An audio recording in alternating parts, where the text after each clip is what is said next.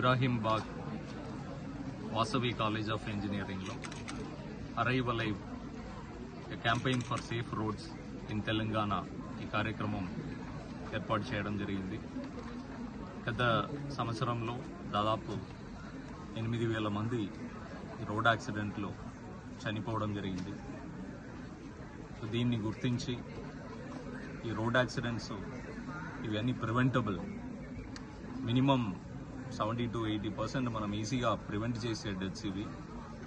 So దీన్ని ప్రతి ఇంట్లో, ప్రతి స్టూడెంట్స్ దగ్గర, ప్రతి ఆర్గనైజేషన్లో ఈ ఇంపార్టెన్స్ని, సూచనల్ని తీసుకెళ్లాలన్న ఉద్దేశంతో రాష్ట్ర డీజీపీ గారు ఈ అరైవ్ అలైవ్ అన్న మూవ్మెంట్ని స్టార్ట్ చేయడం జరిగింది.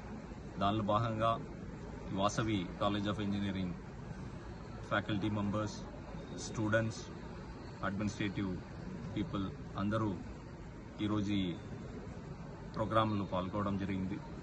వాళ్ళకి డిఫెన్సివ్ డ్రైవింగ్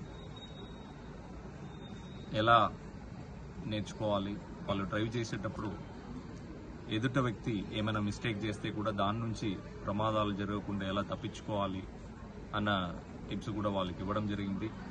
అది కాకుండా కాన్సిక్వెన్సెస్, ఒక యాక్సిడెంట్ అయిందంటే ఆ ఫ్యామిలీలో లేకపోతే ఆ ఫ్రెండ్స్ మధ్యలో ఫినాన్షియల్ లాసెస్, సోషల్ ఇష్యూస్, ఇవన్నీ ఏమేం ప్రాబ్లమ్స్ వస్తున్నాయని వాళ్ళకి ఎగ్జాంపుల్స్తో చెప్పడం జరిగింది.